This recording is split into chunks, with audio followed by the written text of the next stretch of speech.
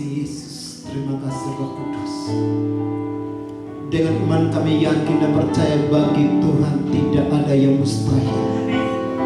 Dengan iman kami berani katakan bagi Tuhan tidak ada yang sukar. Karena itu telah Bapa janjikan bagi kami kerajaan Tuhan. Terima kasih Bapa, terima kasih Yesus, terima kasih Roh Kudus. Malam hari Bapa kami siapkan hati kami untuk mendengar firman-Mu yang kudus. Biarlah Tuhan Engkau berkata-kata bagi kami malam hari ini, dan jadikan kami menjadi pelaku-pelaku firman Tuhan di akhir zaman ini. Urapi hamba-Mu yang dipercayakan oleh Engkau untuk menyampaikan isi hati-Mu. Urapi dan Engkau pakai Tuhan untuk menyampaikan kehendak Tuhan bagi jemaat-Mu Tuhan. Terima kasih Bapa, terima kasih. Kami serahkan waktu ini ke dalam tangan Tuhan. Biarlah seterusnya Allah Roh Kudus yang berkarya. Dalam satu nama Yesus Tuhan kami berdoa dan bersyukur. Haleluya, amin. Haleluya. Selamat kembali. Shalom. Ada sukacita? Saudaraku, benar pujian tadi katakan bahwa bagi Tuhan, amin, tidak ada yang mustahil. Bagi Tuhan tidak ada yang suka. Karena apa? Itu janji Bapa. Itu janji Yesus bagi gerejanya. Berarti ada bagian Allah dan bagian kita. Kalau bagian Allah dia berkata bahwa bagiku tidak ada yang mustahil, apa bagian kita sebetulnya? Amin. Harus seimbang. Mari kita perhatikan Alkitab kita masing-masing.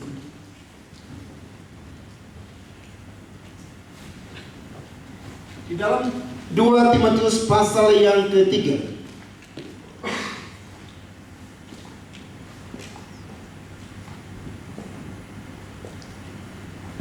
2 Timotius pasal yang ketiga ayat 1 sampai dengan seterusnya, namun kita baca sampai dengan ayat yang kelima saja. Saudara perhatikan dan saya akan bacakan buat kita malam hari ini. Lembaga Alkitab Indonesia memberikan sebuah tema keadaan manusia pada akhir zaman. Ayat 1 firman Tuhan berkata demikian, ketahuilah bahwa pada hari-hari terakhir akan datang masa yang sukar. Manusia akan mencintai dirinya sendiri dan menjadi hamba uang. Mereka akan membual dan menyombongkan diri. Mereka akan menjadi pemfitnah. Mereka akan berontak terhadap orang tua dan tidak tahu berterima kasih, tidak mempedulikan agama, tidak tahu mengasihi, tidak tahu berdamai, suka menjelekkan orang, tidak dapat mengekang diri, garang, tidak suka yang baik, suka mengkhianat, tidak berpikir panjang, berlagak tahu, lebih menuruti hawa nafsu daripada menuruti Allah. Ayat 5. Secara lahiriah mereka mencelangkan ibadah mereka, tetapi pada hakikatnya mereka memungkiri kekuatannya. Terakhir, jauhilah mereka itu. Saudara, firman Tuhan berkata bahwa jauhilah mereka itu. Paulus mencatat ada 18 ciri orang yang hidup pada zaman akhir. Saudara, kalau kita melihat kapan zaman akhir itu? Zaman akhir itu bertitik tolak dari pelayanan Tuhan Yesus ketika Tuhan Yesus datang ke dalam dunia dan dia naik kembali sampai dia akan datang kedua kali, itu zaman akhir. Nah, firman Tuhan mencatat kita berada pada akhir zaman. Kalau diumpamakan Senin sampai Minggu, berarti kita sedang berada di pada hari Sabtu. Senin sudah kita lewati, Selasa, Rabu, Kamis, Jumat, dan sekarang kita berada pada posisi hari Sabtu. Itu seperti itu. Akhir zaman atau zaman akhir. Dan kalau kita perhatikan Bapak Saudara, apa yang harus dilakukan oleh gereja Tuhan di zaman akhir ini supaya apa kehidupan rohaninya itu efektif? Tentunya kita mau Bapak Saudara, kehidupan kita ini membawa dampak efektif. Semakin mendekat kepada zaman kedatangan Tuhan Yesus kedua kali itu bukan tambah gampang, tambah sulit. Tadi pujian katakan bahwa bagi Tuhan itu tidak ada yang mustahil, amin. Bagi Tuhan itu tidak ada yang sukar, amin. Tetapi apa yang harus kita lakukan di dalam hidup kita, apa yang harus dilakukan oleh gerejanya menjelang zaman akhir ini supaya kehidupan rohani itu efektif. Itu yang Allah mau. Allah mau ketika menjemput gereja itu gerejanya berkualitas. Gereja itu punya nilai, punya hasil. Kalau orang menanamkan investasi kepada barang atau apa, dia pengen sebuah hasil yang baik. Itu di mana-mana pasti seperti itu. Perkara yang sama dengan Bapa kita di surga. Menjelang kedatangan yang kedua kali, dia rindu gereja itu hidupnya efektif. Hidup itu membawa dampak bermakna. Nah, terus saya katakan bahwa apa yang harus dilakukan oleh gereja Tuhan supaya kehidupannya efektif di zaman akhir ini. Saudara, di sini katakan demikian. Ketahuilah bahwa pada hari-hari terakhir akan datang masa yang sukar. Saudara, kalau dapatkan pasal 3 ini, pasal 3 menekankan tentang dua hal yang penting. Satu, pengetahuan, dan yang kedua adalah tanggung jawab.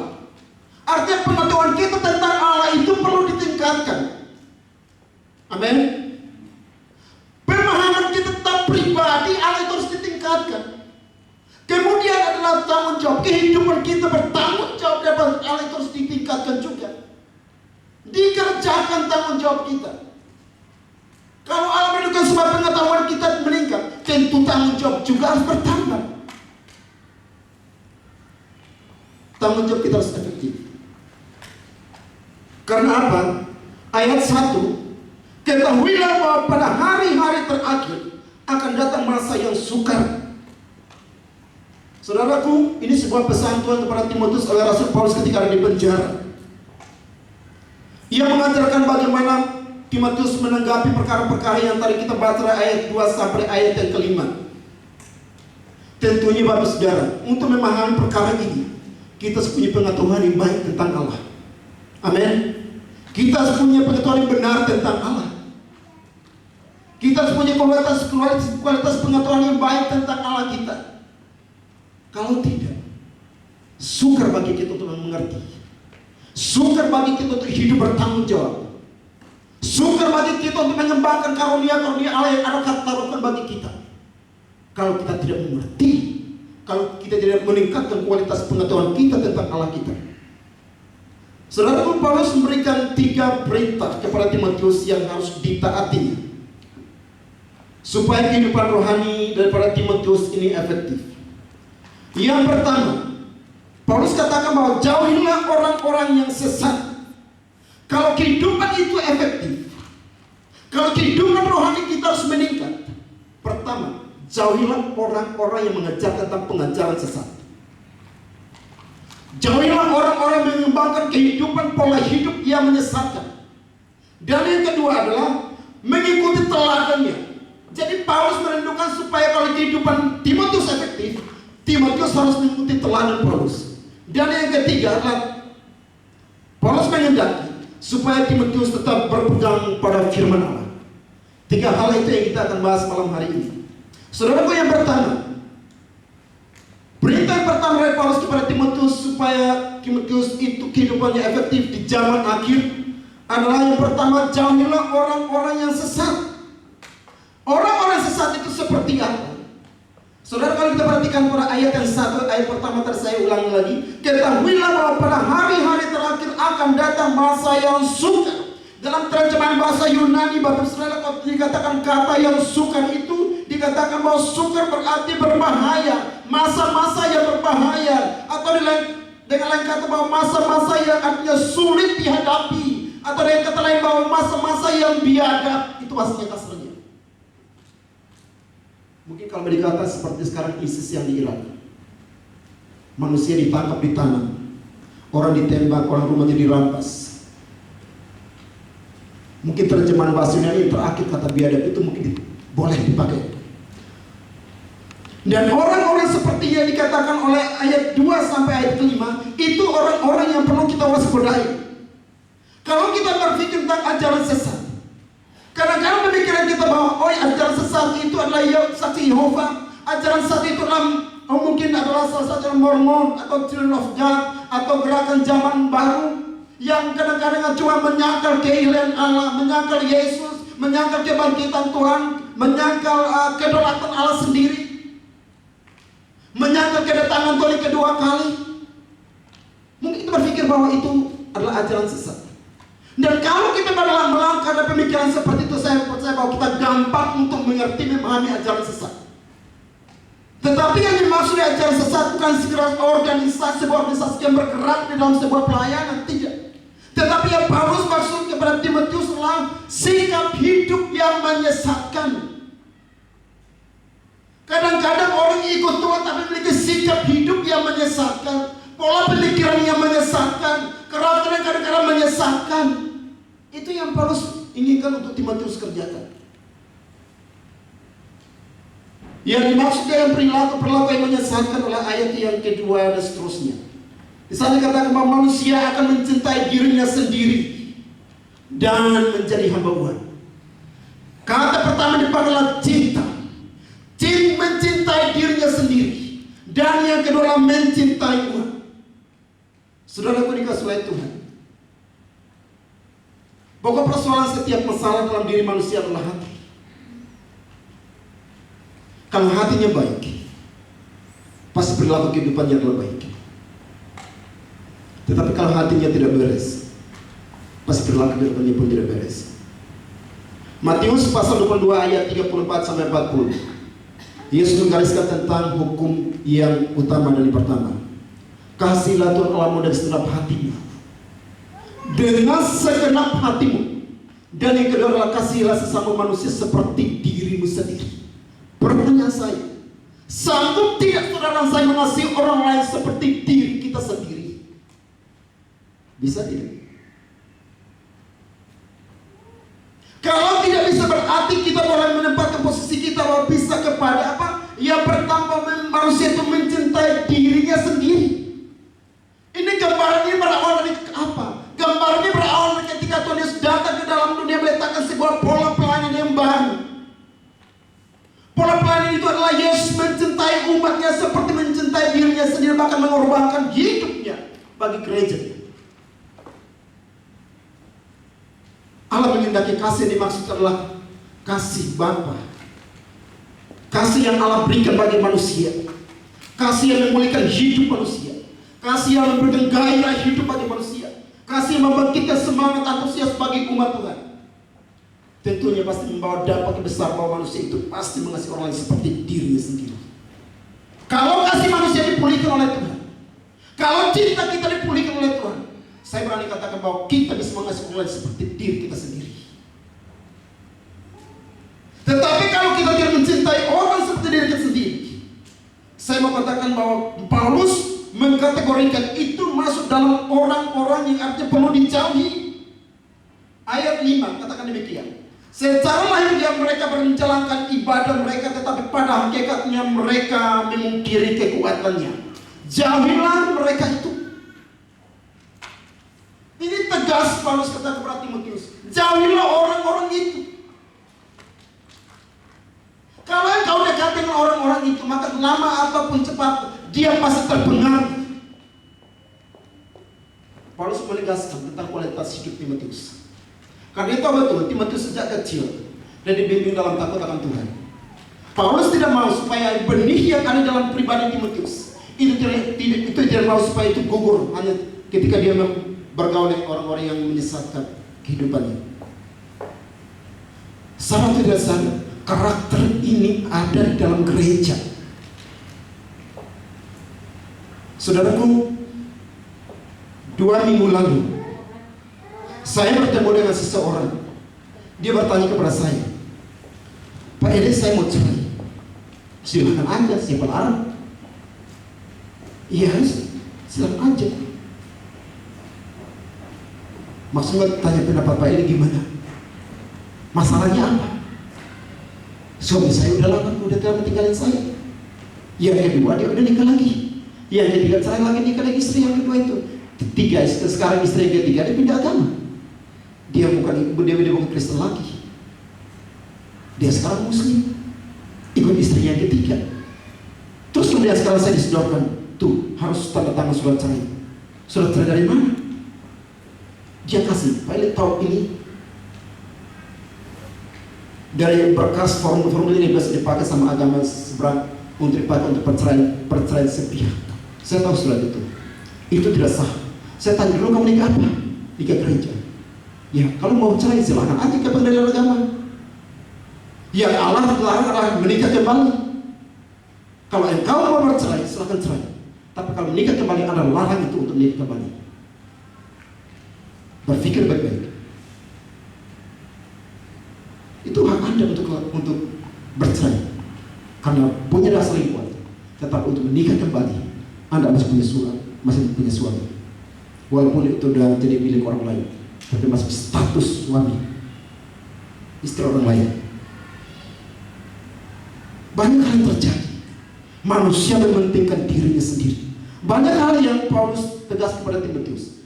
Di sini ada 18 hal karakter yang Paulus tuliskan kepada Timotius. Tadi pertama kita katakan bahwa manusia itu mencintai dirinya sendiri, menjadi hamba uang. Mereka akan membuat dan menyombongkan diri. Mereka akan menjadi pemfitnah. Mereka akan berontak terhadap orang tua dan tidak berterima kasih. Itu seterusnya sampai ayat yang keempat. Karakter itu sadar atau tidak sadar kadang-kadang menghinggap di pemikiran kita. Kadang-kadang karakter itu seperti apa ada dalam pribadi kita. Itulah sebuah penyesatan. Kenapa Paulus menggolongkan itu sebuah penyesatan? Karena itu tidak sesuai dengan gambaran karakteristik Allah. Yang Paulus ajarkan adalah bagaimana hidup ini membawa berkat bagi orang lain. Bagaimana hidup ini mengedepankan kasih Allah dalam hidupnya. Itu yang Paulus mau. Saudara yang dikasihi oleh Tuhan, di dalam dunia ini ada Allah, manusia dan benda. Allah itu harus disembah, amin. Manusia itu harus dikasihi. Benda itu diapain? Dipergunakan, kan? Tetapi yang terjadi dalam konteks ini adalah ketika Paulus menulis surat kepada jemaat, kepada surat pengembalian kepada Timotius. Yang terjadi adalah apa? Allah bukan disembah, tetapi manusia disembah, benda yang disembah. Firman Tuhan berkata, dia punya mata tapi tidak bisa melihat, punya mulut tapi tidak bisa berkata-kata. Ini benda yang disembah, hidupnya sendiri yang disembah, kehidupan pribadi yang menganggap dirinya paling bisa itu yang disembah. Dia berkata bahwa segala sesuatu ini saya, masuk kategori mementingkan diri sendiri. Ini harus dijauhkan dari kehidupan kita. Kalau tidak, mempengaruhi kualitas kehidupan kita, keefektifan hidup kita. Saudaraku, banyak kali manusia disembah, banyak kali benda yang disembah, tetapi Allah tidak pernah disembah. Allah ada bukan untuk dikasihi, amin. Tetapi Allah ada untuk disembah. Dia layak menerima pujian, sanjungan bagi Allah. Tetapi bagi manusia, Paulus mengajarkan Timotius untuk mengasihi orang lain seperti dirinya sendiri. Kasih itu berlaku, karena kasih Allah akan turun ke dalam dunia ini, akan melawat saudara saya, dan kita dijadikan menjadi orang-orang yang mengasihi orang lain seperti Tuhan mengasihi gerejanya. Tuhan itu ada di surga, Tuhan itu di hati kita. Dia tidak menampakkan diri sebagai seorang atau fisik supaya dia berkata, oh harus mengasihi orang ini. Oh tidak. Allah itu hidup dalam pribadi saudara saya. Kalau kita mengasihi orang lain seperti diri kita sendiri, itu bukti kasih Allah sedang hidup dan berkobar-kobar dalam hidup kita. Itu sebab saudara yang dikasihi oleh Tuhan, secara lahiriah mereka menjalankan ibadah mereka, mengutamakan penampilan mereka, dan tidak pernah mengalami kuasa Allah. Orang yang tidak pernah mengalami menyembah Tuhan tidak akan pernah mengalami kuasa Allah. Orang yang tidak pernah mengasihi orang lain seperti dirinya sendiri tidak akan pernah mengalami kuasa Allah. Tetapi yang terjadi adalah ayat yang kedua. Saudaraku yang dikasihi oleh Tuhan, terakhir yang saya katakan bahwa jauhilah orang-orang yang sesat. Pesan Paulus kepada Timotius itu pertama. Di dalam jauhilah orang-orang yang sesat seperti ini, memiliki karakteristik seperti ini. Sebetulnya pertama kita mengenal ciri-ciri mereka. Yang kedua, kita harus mengenal para pengikut mereka. Ciri-ciri kehidupan seseorang itu menunjukkan orang itu percaya saya sungguh-sungguh dengan Tuhan atau tidak? Dari kehidupan orang itu kita mengenal ada Tuhan tidak dalam hidup orang ini. Itu ciri-cirinya. Yang kedua, bagaimana kita mengenal bahwa orang itu adalah penyesat? Para pengikutnya. Dalam 2 Timotius pasal 3 ayat yang ke-6 sampai dengan ayat yang ke-7. Firman Tuhan berkata demikian.